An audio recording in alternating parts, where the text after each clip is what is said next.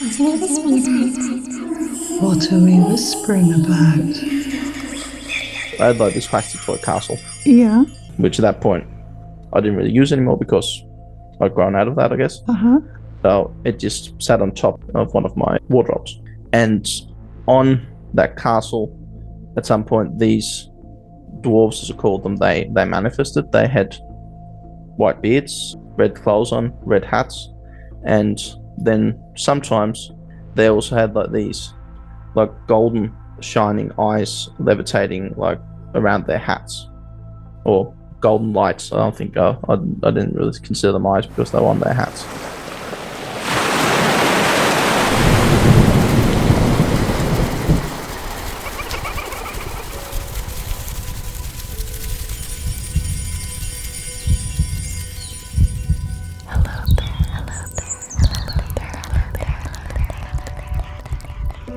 In the air, by the sea, from the land, and within you and me.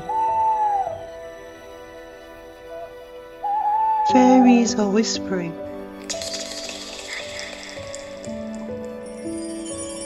This is Claire Casely, and I am a fairy whisperer.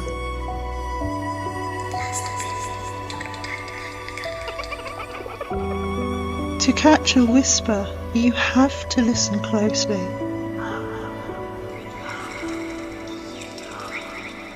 Listen with me.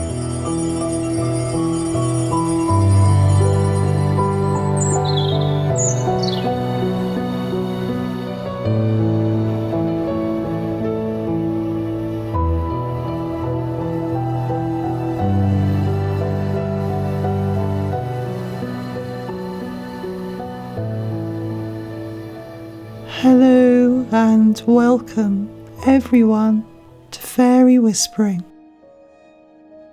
I'm your host, Claire Casely. I'm really excited to speak with Tristan about his wonderful experiences with fairies and other beings, which are part of the story of the BODAVS. Tristan will explain more about what that is in a moment. And I heard Tristan first speaking with my fairy podcasting colleague Jo Hickey Hall, and I was really intrigued. To connect with the podcast, you can contact me, Claire, at thefairywhispering.com, and find the podcast on social media at Fairy Whispering Podcast. Thank you for being here with me on this journey and for supporting the podcast. Enjoy this episode. Tristan, welcome. It's really wonderful to speak to you. Thanks for coming on the show. Thank you. Where are you speaking to us from this evening? Currently, I'm speaking from my father's flat in Denmark, in the outskirts of Copenhagen. Yes. The flat where a lot of these experiences actually took place. So that was an appropriate scene for it. It's also where the books themselves are. I have them here, the 5 books. Oh, fantastic. When I was preparing to speak to you, I just felt that this was going to be a really special conversation. It's something I do. I tend to look at where the people that I'm speaking to are and get a sense of that location. But even without looking at the location, just reading about it in your BODAVS book in the introduction, I was getting this feeling about the area that it's, a very liminal place where you are. Am I right? Yeah, in a lot of ways it is. Yeah. It is a suburban area, so it exists here right at the outskirts of Copenhagen city before it begins becoming more country. Yeah. It's also a coastal area, so it's situated like right this area between city, forest, and sea. Okay, so it's a sort of an in-between space then, between different places. Yeah. So Tristan, if you could let people know that haven't heard Jo's episode, about how this project started with the BODAVS. Well, it wasn't a project, was it? It was your experiences to start with. So what's the starting point for these experiences? And could you explain what the BODAVS means as well for people listening? Well, BODAV is an abbreviation. It means Books of Dreams and Visions. And it kind of started off with my father when I was born. He began writing journals for what we did. Those were called the baby books. And then at some point, when I began getting older, that stopped really being relevant. I began having these experiences. So these baby books, they kind of turned into the BODAVs instead. And then instead of that being just something my father, he wrote for me, like the baby books were, it became a thing we did together. The BODAVs were something where I would tell him, I had this dream last night, or when we went for our walks at night in the forests, or when I was lying in my bed and had these experiences, I would say I saw these and these beans, and then he would write them write down what I said, and I would also make some drawings of them in the books, which of course wasn't a thing in the books that he just wrote himself beforehand. So these 5 books, something that we had together, and that way, well, they were kind of an appropriate journal for this time when it occurred, when I was a teenager. So I wasn't a child anymore. So it made sense that I had some more ownership of it, and it was something that we did together. But I was still, of course, kind of a child. So it's also good to have a parent in it. Yes. So your father was guiding you, supporting you. Yeah. You had a very creative childhood, and you're encouraged to be open-minded about other dimensions or other beliefs. Yeah, definitely.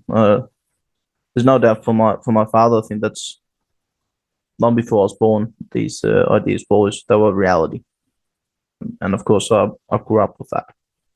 What a wonderful childhood, I imagine, to be growing up with that freedom of imagination and encouragement. Yeah. Always was.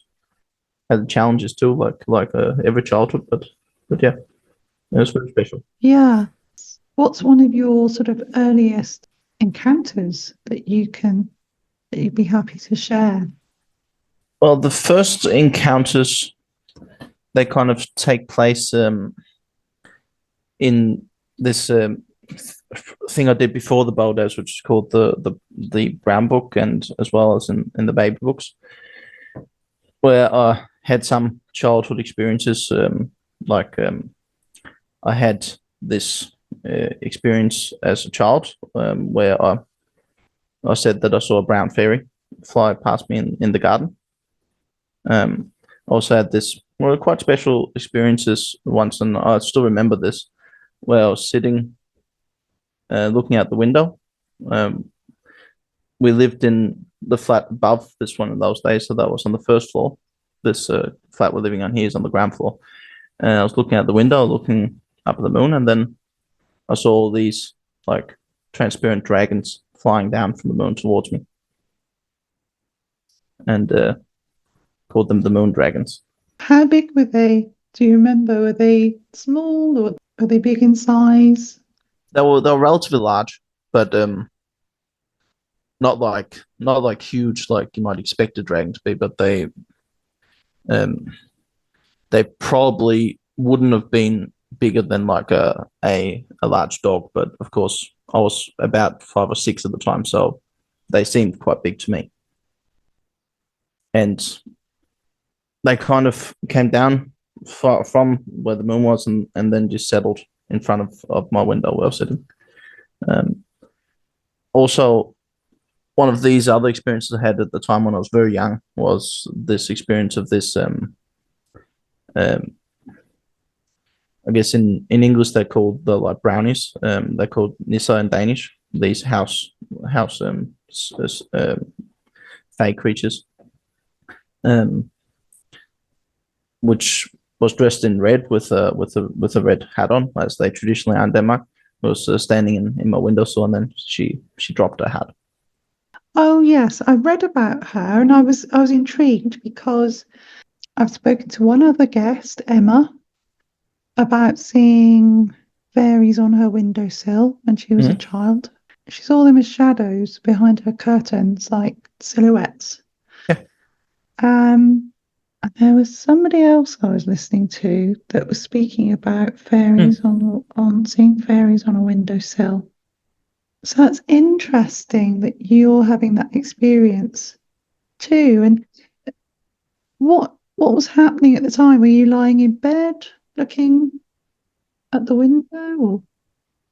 Yeah, I was lying in my bed, and I don't generally when I was a child, I just wasn't very good at falling asleep. So I would often just lie for long periods of time, just looking around my room. So then I would see these things, and sometimes in this case I was looking towards the window, and then I saw this creature here, this Nisse, who dropped a hat, and I think I found it a bit amusing, and then I fell asleep. Do you think she dropped her hat on purpose to make you laugh? Maybe. Yeah. She seemed distressed about it though, but that might have been an act. Oh, okay. Can you describe her to us? She was probably about 30 centimeters tall. She looked female, which is interesting because traditionally they are depicted as male. These Nisse creatures, but described as female because she had long hair but didn't have a beard like they traditionally have. And then she had this like kind of traditional old fashioned farmer like clothes on, those just completely red. And then she had wooden shoes. Oh, like clogs? Yeah. Oh, and so her clothes, would you say it was sort of emulating human clothes? Well, old fashioned ones. Old fashioned. I mean, what sort of era would you say intuitively her clothing was from? Like folk clothes from anywhere from the 17th to 19th century. Okay, yeah. Country clothes. Country clothes. Festive country clothes, I think. Did they look handmade? Yeah, I imagine. They look like, yeah, I guess knitted. Oh, knitted. Oh, that's interesting. But yeah, so that's a long time ago with that one. So those details are. Yeah, I know it's a big stretch because you're thinking back quite a few years in time, aren't you? Yeah. It's interesting to hear what you remember. Can you remember, was she young looking or old looking or just young looking, like a child or Young looking. Some child older than I was, but no, not an adult looking. No. I'm always interested in fairies' eyes because in folklore descriptions, sometimes they're described as having, or what I've read about the pixies in the West Country and what I've experienced, they're seen with quite dark eyes, I think they were black. black eyes, yeah, Yeah. completely black. Black or dark brown. So with no whites to the eyes. No. At all. No, just completely black. Yeah. Yeah. Sort of like a hedgehog or something. Yeah. Sort Yeah. of dark, shiny, or a mouse. Yeah. Yeah. And of course you've drawn what you've seen as well. Yeah, it makes it easy to remember though, of course. I wasn't totally skilled enough at drawing to get all the details right. Is it something that you've tried to do as an adult to redraw any of the beings? No, sadly not. Well, I've kind of considered it. Yeah. To redo some of them, but just never really gotten around to it. No. And I guess your drawings from that time capture the emotion and the essence of that experience, I suppose. Yeah. They're more authentic. More authentic, and I guess by trying to replicate it, yeah, it's kind of taking away that in the moment feeling, I suppose, the emotional response. Yeah. Yeah. It's also the way it is. Some of these, especially with the BODAV periods, these experiences here were long before the BODAVs. The BODAV period, Yeah. I often drew them like within days of having them. Because I'm an artist as well, and since a child, I was always drawing. So that was my main form of communication, really. I'd write little stories, but I had certain places where I liked to draw. That's nice. And sometimes it was, in certain times as well. And sometimes it was when I went to bed and I'd sit up in bed and draw. And that's when I found I could tap into, my imagination, dreams, all of those, my creativity. Do you remember, were there certain places that you liked to sit and create these drawings, Tristan? Usually just at my desk, I think. Yeah, the desk in my room. Yeah. Or sometimes on the kitchen table as well, where I'm now, actually, right here. Okay, so you're in that sort of energetic space that you're in as a child. Yeah, that's the attempt. Yeah. And the dragons that you saw, were they friendly dragons? Do you feel? Yeah, they were friendly. Yeah, I was like one of the front one came right up to the window and then kind of turned his head around and his eyes were quite friendly and bit like a dog. So he was seeing you and you were seeing them. So there's that two-way connection. Yeah, actually, not very rare, but usually in most of the experience I've had, it was mainly me seeing them. Okay, and they were sometimes unaware that you were seeing them. Either unaware or they didn't seem to care. Yeah, right. Yeah, so they're just going about their business. I've heard this from other guests. Sometimes they were very aware of me, and sometimes that was a not exactly nice experience when they were. Right. Do you want to speak about any of those? Yeah, we can talk about some of those. I think in that case, we can probably actually get into the BODAV period. Was there, of course, we have the experiences with the imp, as we called him. He was just this creature that appeared in my room. His face was completely white with these black stripes on it. He had black hair, I think, if he had hair, and he had this red clothes on. And then his eyes, they were black as well, with this kind of shining orange pupil or iris, which I felt as this kind of hostile energy. I think in the at the time I said he was like giving me the evil eye. That's interesting about the eyes, because quite often when people see fairies or cryptids, they've been described as having glowing eyes. Yeah, they did sometimes have that. It fascinates me, that aspect of these beings, that they have that sort of feature about them. Yeah. Yeah. Well, there seem to sometimes there were sometimes some of these creatures which had these glowing aspects about them, either in their eyes or like sometimes they had weapons which would be glowing, or otherwise they would themselves be luminous. Other times, of course, it was the opposite, where they were completely dark, just like shadow. And then there was some of these creatures which were just like transparent forms. Yeah, because I'd like to come on to that next. I just want to talk about a little bit more about the imp and what he was up to. We'll come on to your classifications for these beings as well, because I found that fascinating. Yeah. So what did this imp get up to? He got up to a few different things, because he kind of came back a few times. My father had this this dragon statue that he had put in my room, like this Chinese dragon that he brought with him from Australia, because my father's Australian. And the imp kind of manifested on that dragon statue, just on the top of it. And then he just began this staring. Gosh.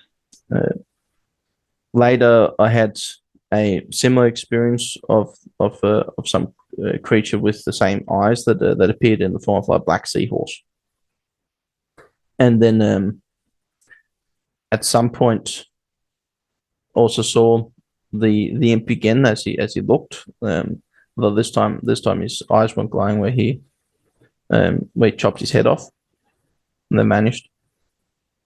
And the last time he kind of appeared was where I had a dream about him. Okay, so you mentioned chopping the head off of the imp. Is that you doing that, or he didn't have a head when he appeared? Well, he just ran around, then he chopped his own head off and disappeared. Gosh, that must have been terrifying. How did you feel when you encountered this? Well, I think I had I'd seen stuff that was pretty weird at that point, so I think I just thought it was odd. I had confidence that he was going to survive that. So, do you feel he was trying to scare you? He was being, yeah, definitely malicious. Yeah, definitely. Yeah, that was kind of his thing. And I'm just intrigued because you mentioned the red clothing again. Yeah. And I'm just wondering, because I know, fairies are shapeshifters. Do you feel that maybe this brownie and the imp were one and the same, or different beings? Don't think so. I saw had other experiences with kind of these brownies with red clothes later in the flat too, where they look different. Not I never saw her again. I also had an experience where I saw a traditional brownie with red clothes and a beard rummaging through some of my papers, or pretending to rummage through some of the papers because he couldn't really affect them. Oh, wow. That's also in the BODAVS somewhere. Yeah. Oh, how big was he then? Was he about the same size? A bit shorter than she was. Yeah. Also in the forest walks, I saw these brownies as well. These red clothed ones, but I think I called them gnomes. Another important, of course, with these red clothed were these creatures that are called the dwarves, who lived on my castle in my room. I had like this plastic toy castle. Yeah. Which at that point I didn't really use anymore because I'd grown out of that, I guess. So it just sat on top of one of my wardrobes. And on that castle, at some point, these dwarves, as I called them, they manifested. They had white beards, red clothes on, red hats, and then sometimes they also had like these like golden shining eyes levitating like around their hats, or golden lights. I don't think I didn't really consider them eyes because they were on their hats. What sort of hats did they have? Well, they had like these long tapering hats with like a little white dot at the end, like bit like a Santa Claus like hat, really. Yeah, I know. And then the lights were orbiting around their hats. Is that right? Yeah, they were kind of orbiting just kind of above where eyes would be. Okay. Their hats kind of covered for where their eyes were going to be most of the time. Oh, so you couldn't see their eyes. Is that right? No. So the light was a way of them seeing. Is that right? Maybe. But they were kind of there, and they sometimes kind of defended the room from beings that kind of try to get in there. I was going to ask that whether the brownies and the dwarves were, sort of defending you. Well, the dwarves were.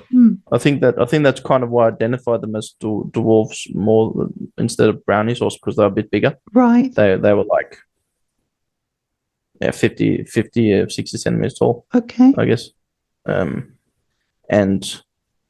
they also had this more stark, severe way of being, where they didn't really tolerate other beings that necessarily get coming in there, which they didn't like.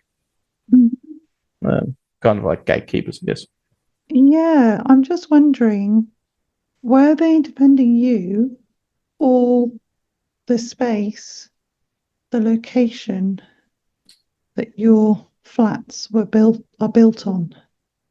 Yeah, it's a good question.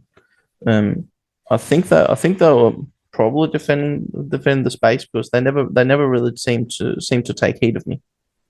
Right. They were using your castle as a. That's strange, isn't it? That they'd adopted your castle as a sort of Yeah, a fortress. Wow. yeah, yeah. How many of them were there? And did they speak? Did you hear them speaking at all, these beings? No, no. No. They just yeah. Originally there was quite a few of them, and then they kind of some of them were um a bit forcefully expelled from it. So there was only 3 in the end. Right.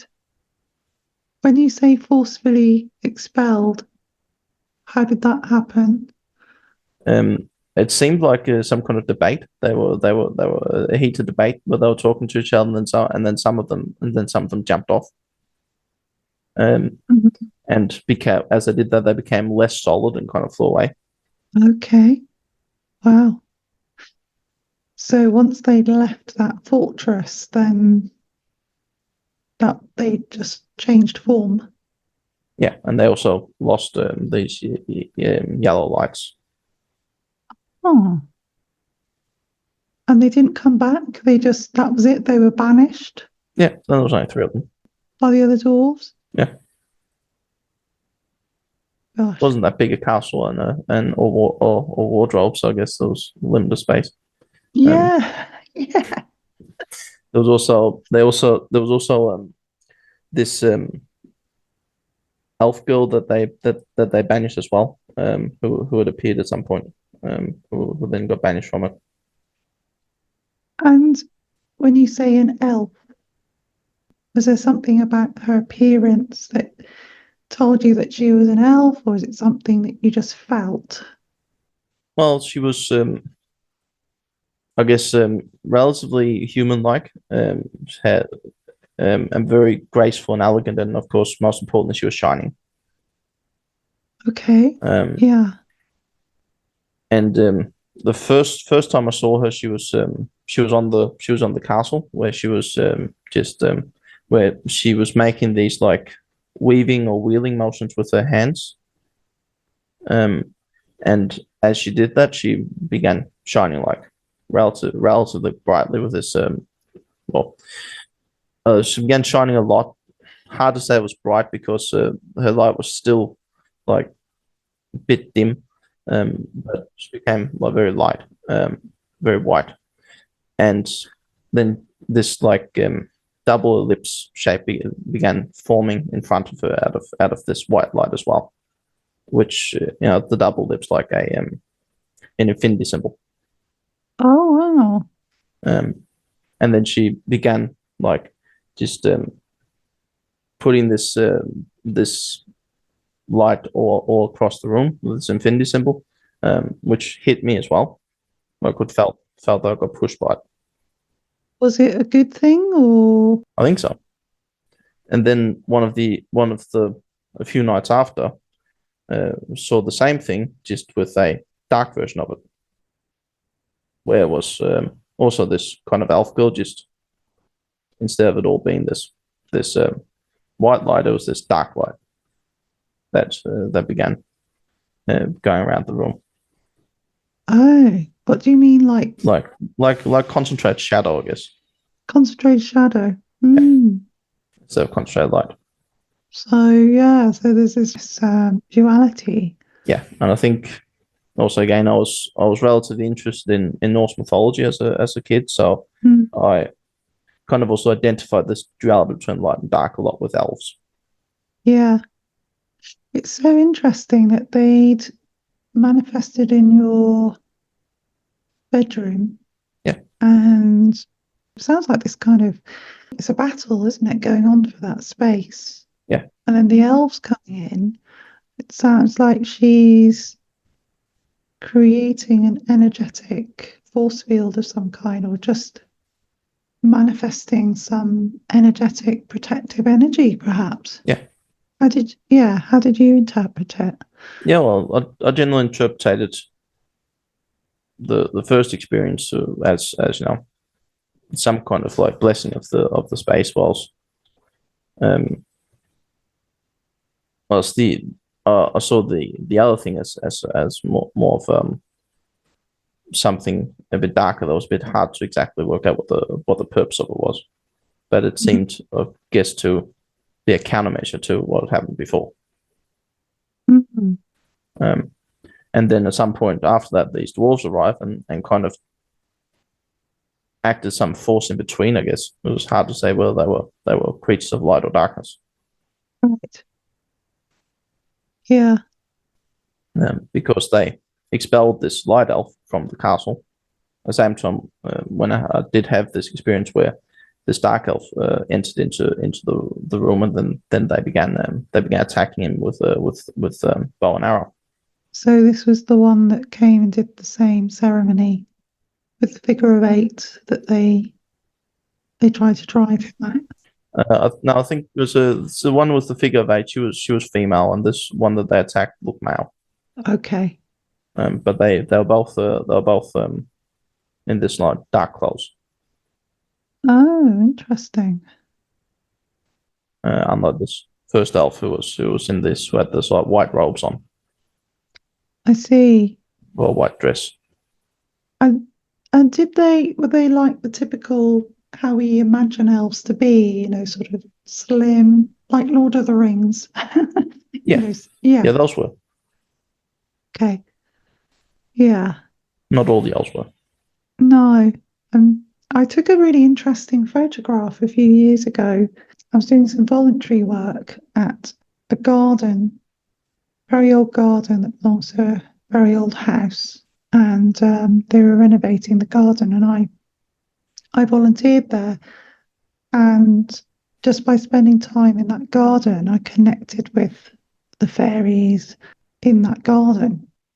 That's nice. Yeah, I had a digital camera at that time because this was it 2013? That's before I had a smartphone, and I took pictures in the gardens, and I took this really interesting photo of this area in the garden that I felt was quite protected, and it was by this big old fir tree, like a Scots pine tree, and there was a big green orb in one of the photos, and to the right of the orb, under the branches of the fir tree that were reaching down to the ground, there was this little elf that was manifesting. It looked like an elf, but then behind him is this shadow elf. Oh. That's what it looks like in the photo anyway. So I was just interested in what you were saying about seeing the beings in colour, if you like, or the light version and then the shadow version. Yeah. What's your feeling, or have you got any ideas about these shadow beings and who they are and why they appear that way to us? Yeah, it's hard with them because my experience with them isn't that they are like evil, necessarily. So some of them seem to can be quite. I think that's not really exclusive to them. Some of the non-shadow beings can be that as well. Like the imp, for example, as I said, wasn't a lot of color, but that just seems to be this something to do with the makeup of whatever these creatures are made out of. That either it appears as shadow or it appears as light. Yeah. Why that is, it's hard to say because And some of these shadow creatures were actually nice enough, but they don't always seem to get along in these in the BODAVS at least. Okay. And is the red? Did you learn anything about fairy colours and why they choose red as a colour that they like to wear? I've tried to look at it, but it's hard to say. As far as I can see, the only thing I could find out was that it started as it's traditional in Denmark to depict them in red, and apparently that's because that was the traditional festive clothes. They were like orange or red. I see. So they became popular to around as like decorations for Christmas. So then you dress them in festive clothes. But of course, red is of course also in nature is a color that often represents a form of toxicity or warning. Yes, of course, with the Amanita mascara mushrooms, the red and white. Yeah. Yeah, for example. Yeah. Or even something nice like a lady beetle or a yew trees berries. That's a lot of yew trees berries, yeah. And then of course there's the red rose, which I mean I love roses. So there's the other side of it as well, because roses are there is very healing and symbolize romance and friendship. Yeah. And there's also some kind of kindredness in it, I guess, with the color of blood and stuff like that. Oh yeah, the red. Yeah. It has a lot of symbolism red. Yes. And they probably also use it differently to consider whatever the context is. Yeah. My feeling is that they appear to us in a way that, in a symbolic way. Yeah. Yeah. Yeah, I've come to that conclusion as well. Whatever the real form of these things are, or if it makes sense to talk about that, we don't know. Yeah.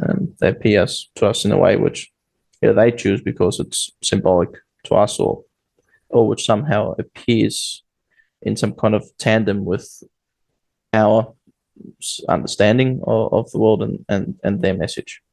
Yeah. And what happened to the imp, Tristan? Well, eventually we did this exorcism of him. Okay. Because I had this dream.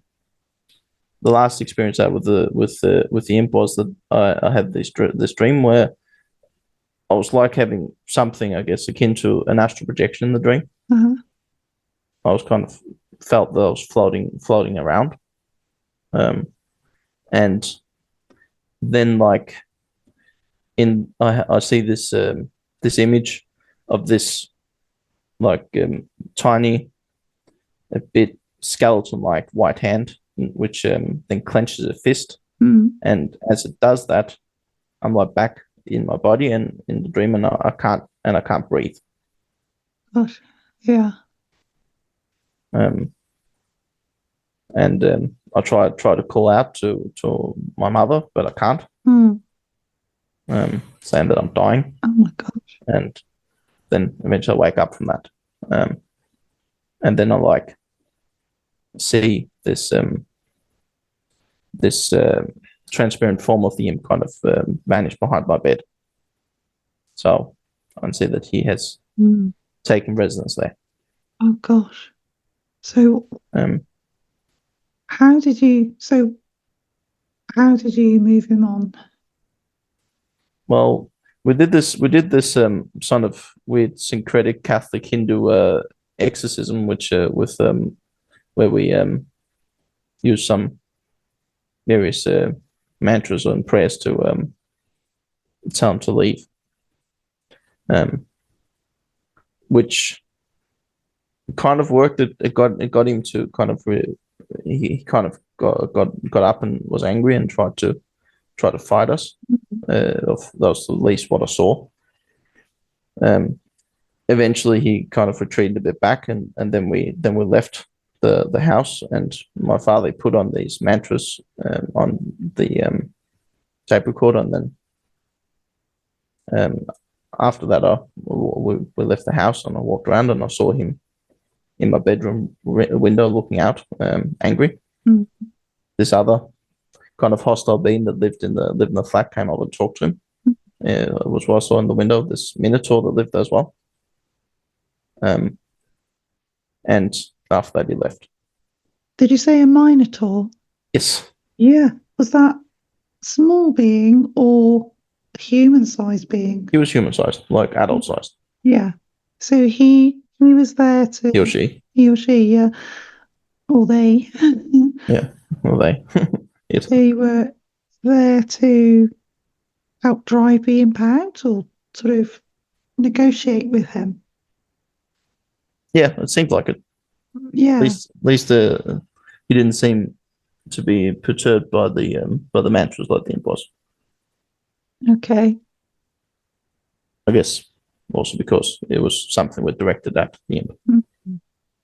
But the minotaur was a being that usually lived in the lounge, so usually couldn't enter my room. Okay. Because I'd placed like some protective runes on my door to make sure that some of these creatures in the lounge, which they wouldn't get into my room. I'm interested in runes. I do use them sometimes. Yeah. I find through I know fairies communicate with different people in different ways, but one of the ways they communicate with me is through runes. Yeah. So I'm interested in the rune symbols that you found were helpful to keep them out of your room. Yeah. Do you remember which? Yeah, definitely. So that rune actually came to me in a dream as well. Okay. Interesting enough.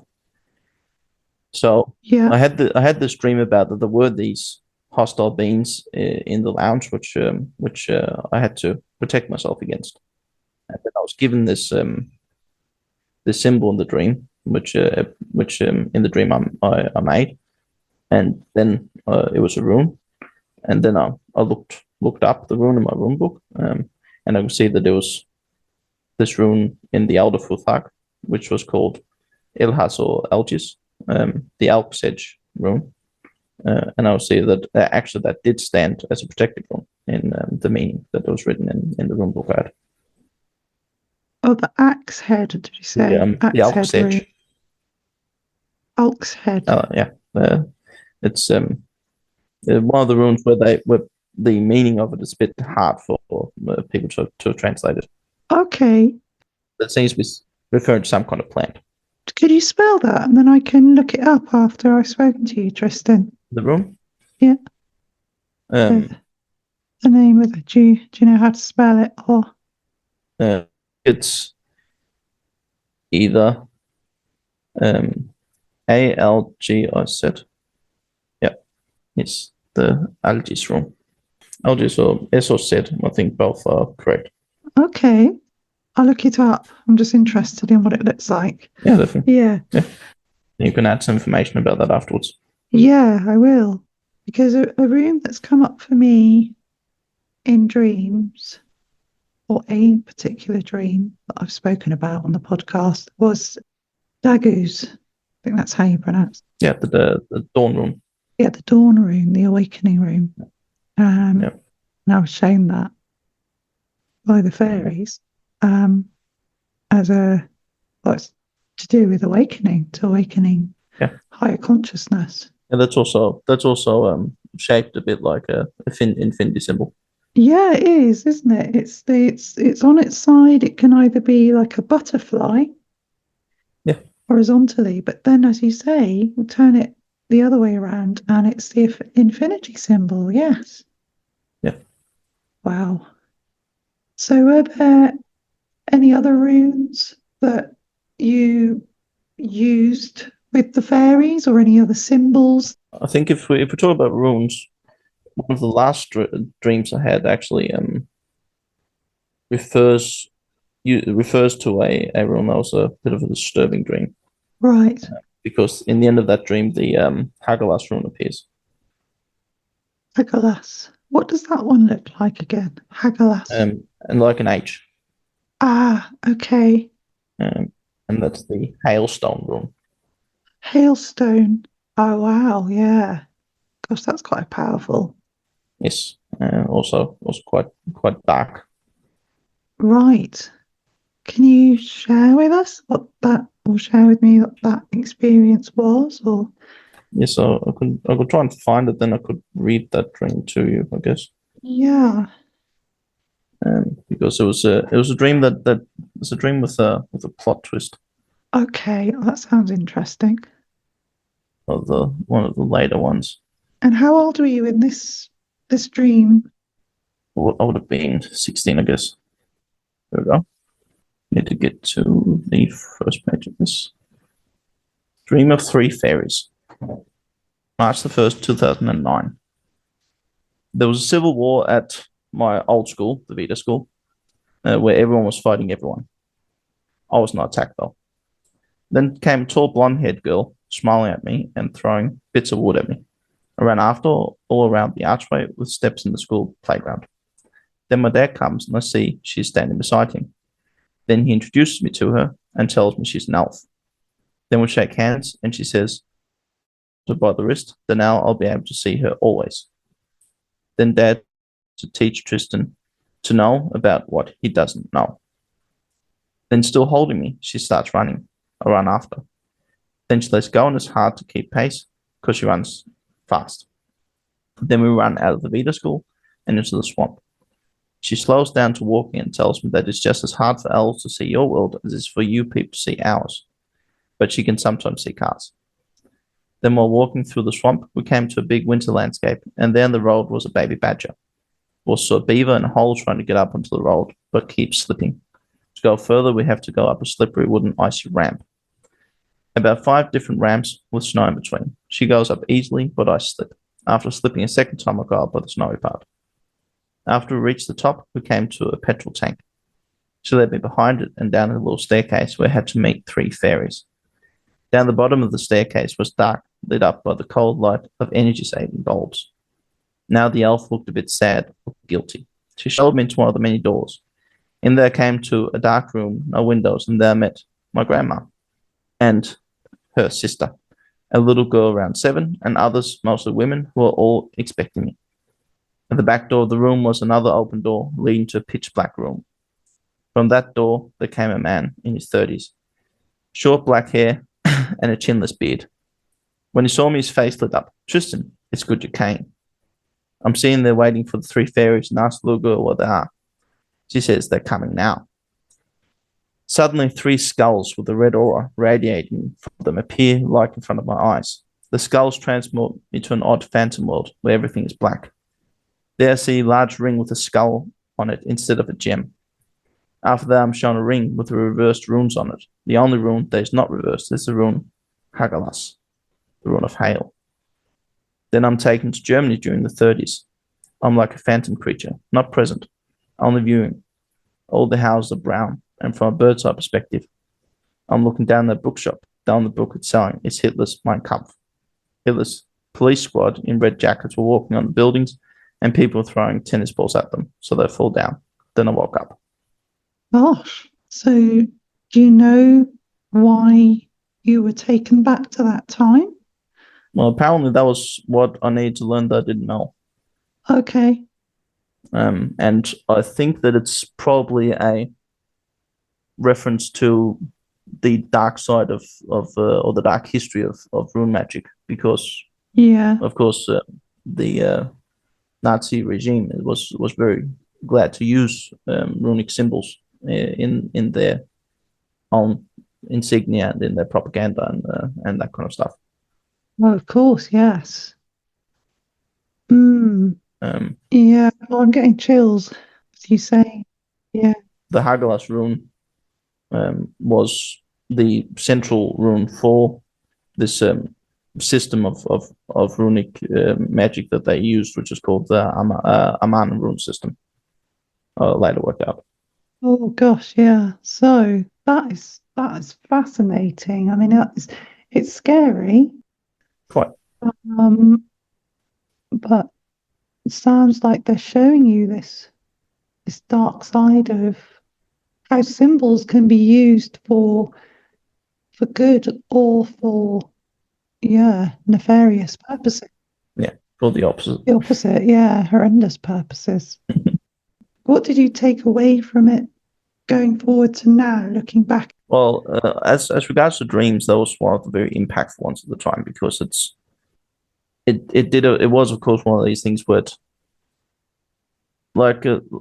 it also symbolized a lot of the process in it, where you expect that this is just this beautiful magical world, where, of course, it turns out that there's also a lot of darkness in it. Yeah. And there's also a lot of stuff which sometimes isn't what it seems to be. I'm promised 3 fairies, and then I'm given 3 skulls. Yeah. Maybe they were fairies, because fairies are, of course, also sometimes connected to death as well, as they're connected to life. So perhaps in that way it wasn't a lie, but it was still some kind of deception that I'm subjected to in the dream, which, of course, also is why the elf girl in the dream, she feels she looks kind of guilty.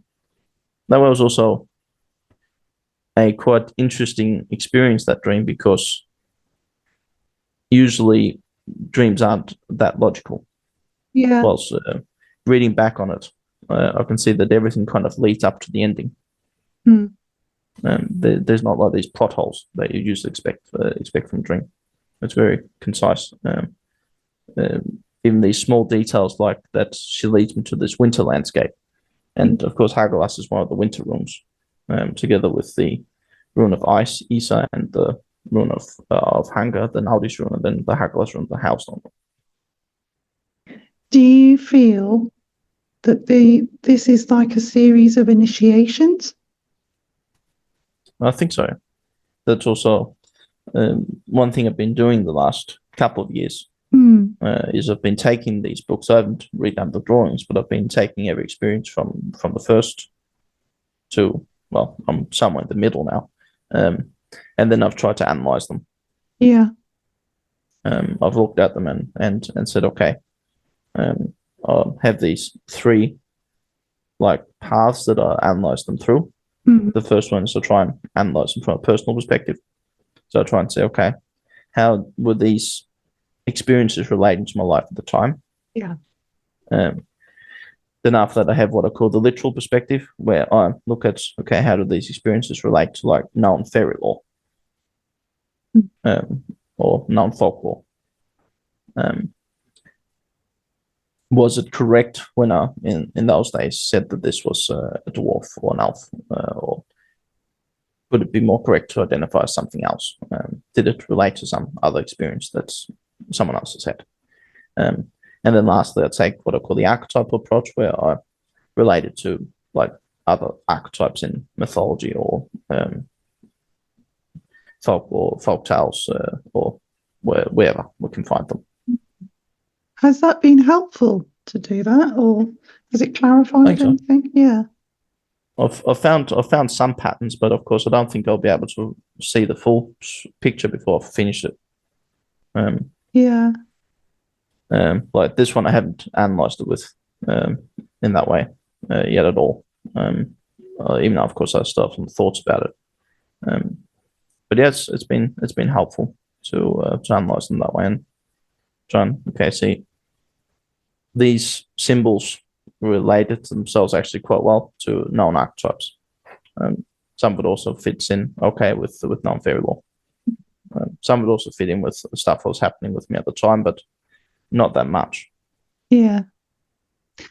It's interesting because I've experienced this in, obviously you've had this is over several years, these experiences that you had.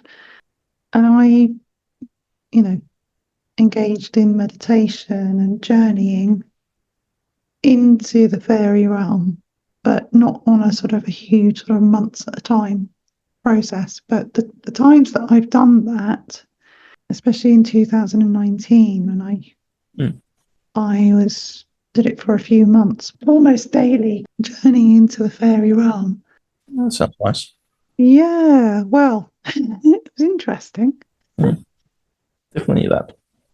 Yeah, but what you're saying about being taken to a building or a room or a space where these beings are, and then you're shown something, that's something that I've experienced through the meditations, you know, the journeying that I went on where I was taken to particular places and shown something or given some knowledge. That's pretty cool.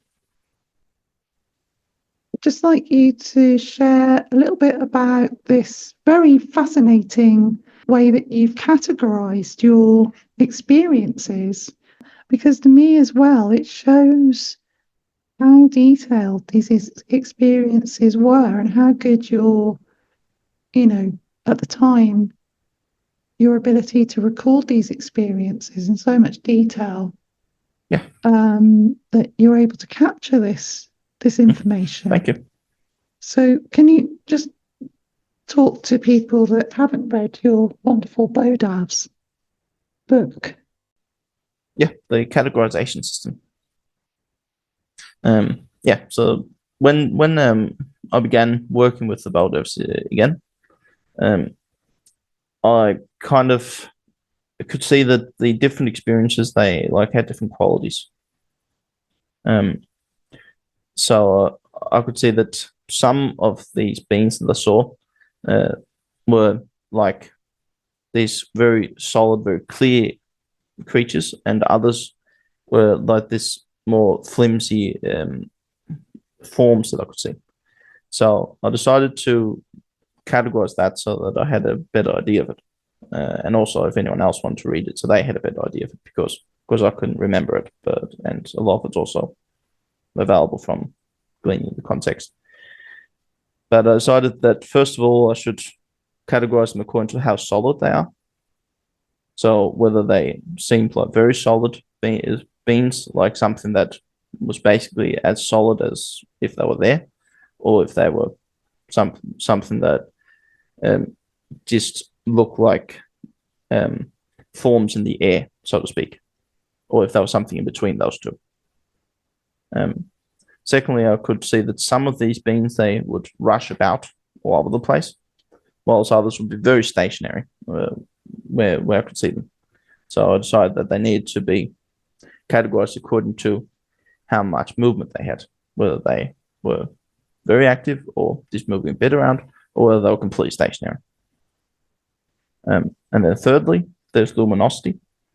So I had to categorize them according to whether or not they were very luminous, like if they were these shining beings, or if they were these shadow beings, or if there was something like in between that either consisted of both light and shadow, or just didn't shine very much.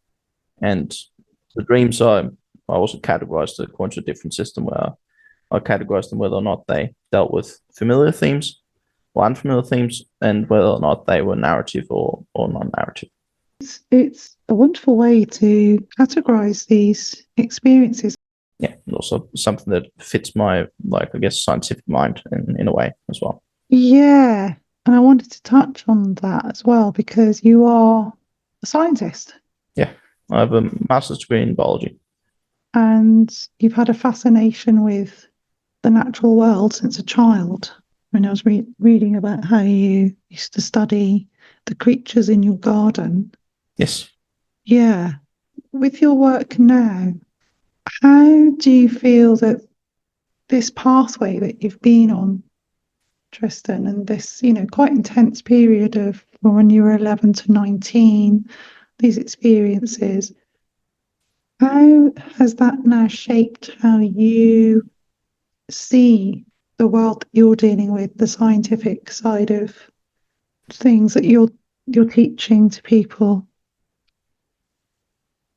I guess in a couple of ways, and on one hand, they can kind of be like a bit dichotomous. So there's a bit of a conflict within me between this believing in this magical world, whilst at the same time being very rational.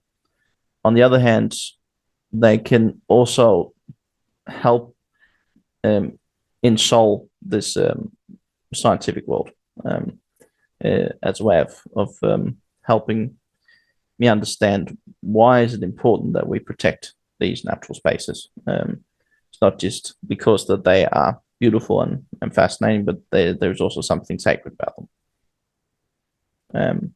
And despite how much get into this rational scientific world, this fact that I know that there is this sacred dimension to nature is ingrained in me because of these experiences, I guess. So it makes you a really wonderful advocate for the natural world as well, doesn't it? Yeah. Yeah.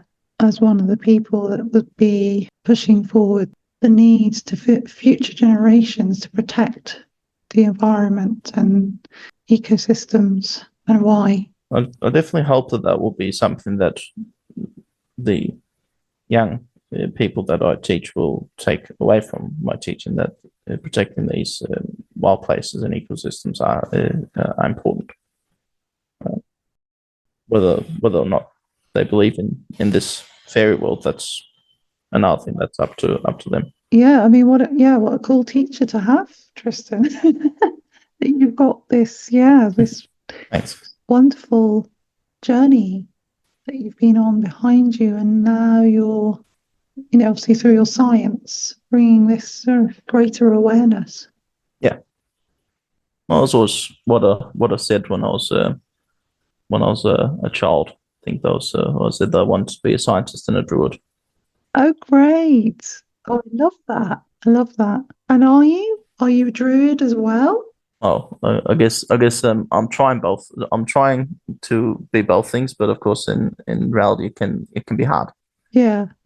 I have tried to do some rituals and stuff from this Druidry handbook I've got over the last couple of years.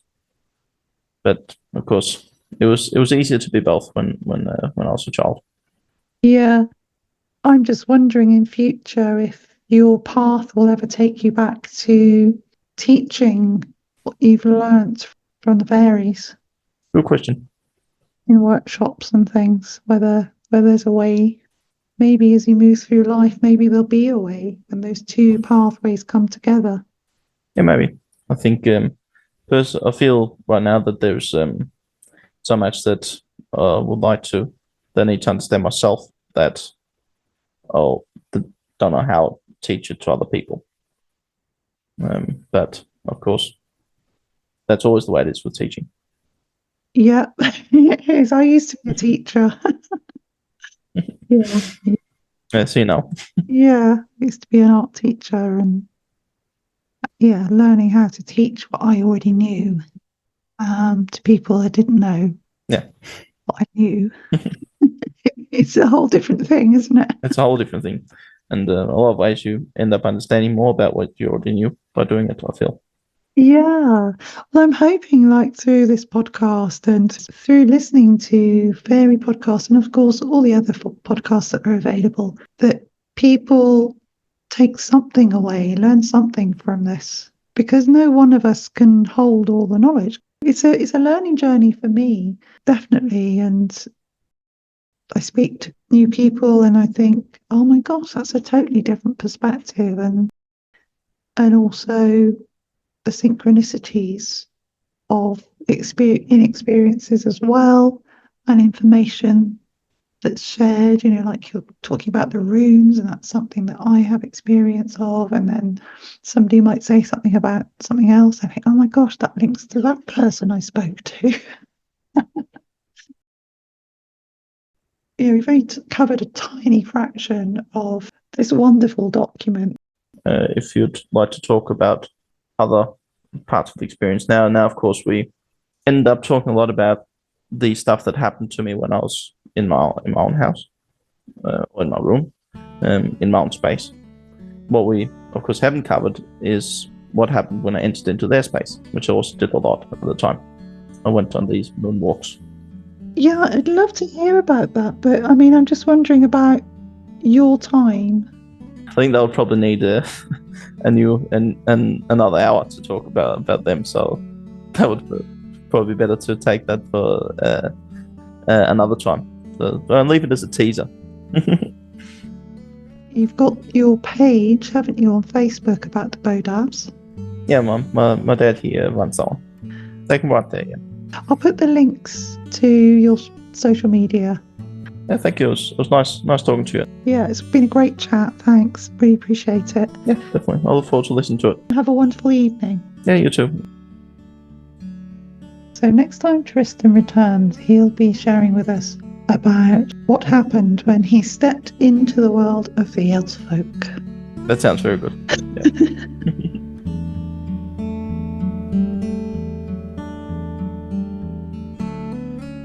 This show is entirely created and edited by me. Appreciate your support and for listening. If you have a paranormal or fairy story that you'd like to share with me, email the show clairefairy@gmail.com or claire@thefairiewhispering.com. Thank you. See you next time. Bye for now.